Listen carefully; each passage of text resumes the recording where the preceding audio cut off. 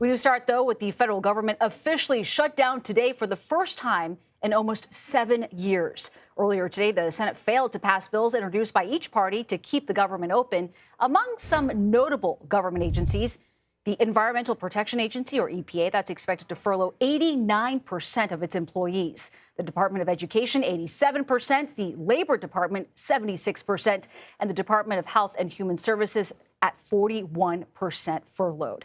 Both Senate Majority Leader John Thune and Senate Minority Leader Chuck Schumer pointed fingers at the other side for the shutdown.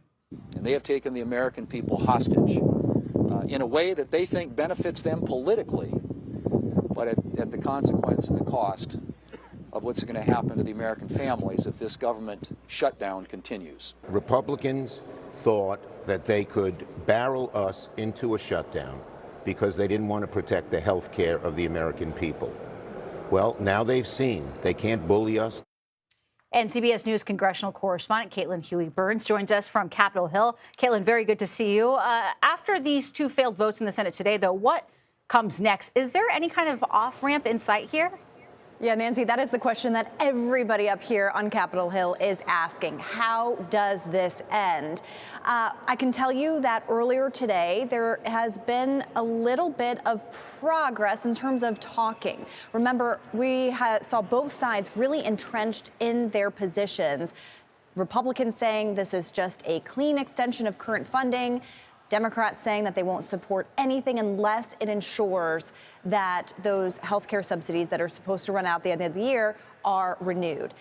We saw earlier today on the Senate floor a group of bipartisan lawmakers talking, and we've heard from some of them that they are talking about potential shorter proposals to get the government back up and running, and also discussions about that health care component. But it is such early days right now in terms of those discussions, and both sides are really dug in on their positions. And we just heard from the vice president at the White House saying that the government has to reopen in order for any negotiations to move forward. So the big question is, whether Democrats say, OK, we'll take some kind of discussion, but they have been asking for actual policy in this bill. And Republicans, as you saw from that press conference, are very adamant that they pass this short-term resolution to get the government open again. And as they stand so far apart here, why could this shutdown potentially be more risky or riskier for the Democrats and the Republicans here? Well, you may be looking at government and say, don't Republicans control the House and the Senate? That's true, they do. But in the Senate, they do need support from Democrats to pass anything like this. They need 60 votes.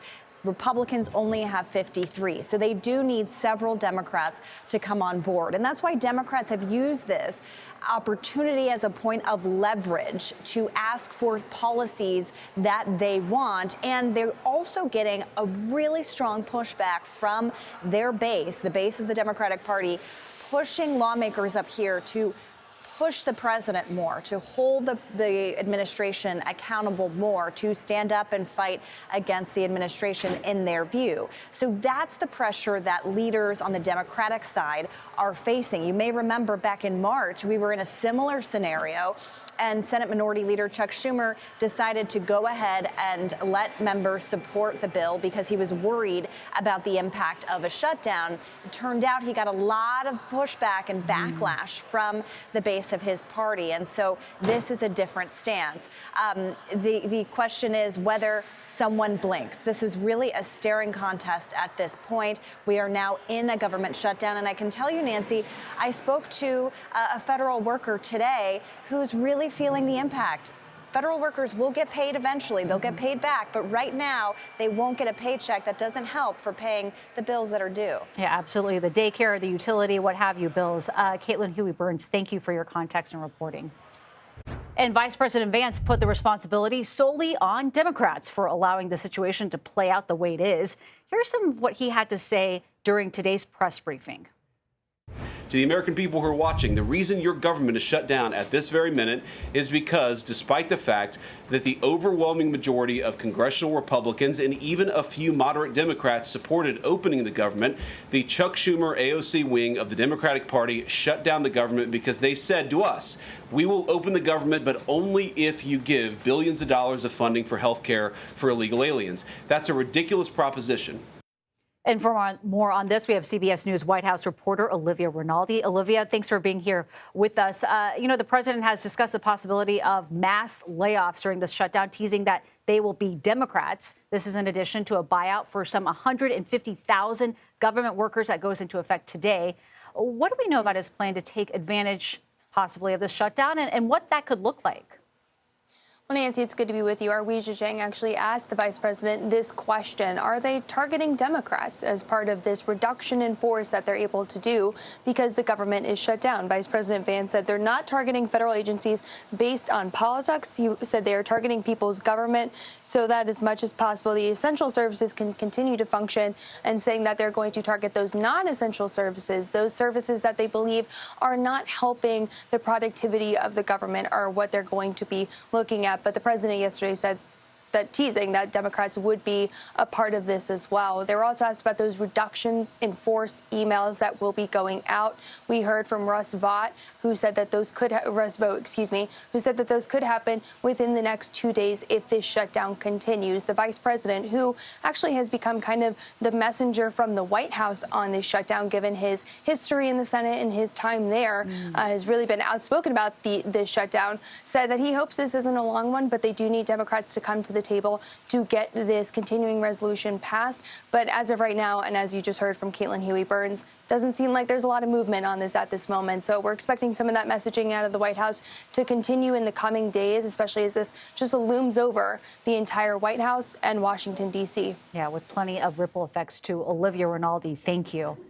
And the government shutdown is causing potentially critical economic data to be delayed, including this week's jobs report.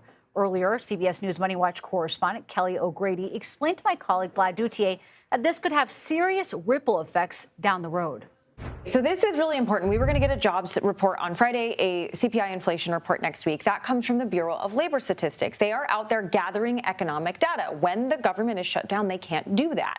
And so they have already stated in a shutdown they aren't going to release those numbers. It's going to be delayed. Why is that important? The Federal Reserve is going to meet at the end of October, and they're going to utilize this data to determine if they're going to cut interest rates. The market is banking on a quarter-point cut at least by the end of the month. But I've been talking to analysts who said, hey, the Fed may just sort of go back to that wait-and-see approach because they don't have the data.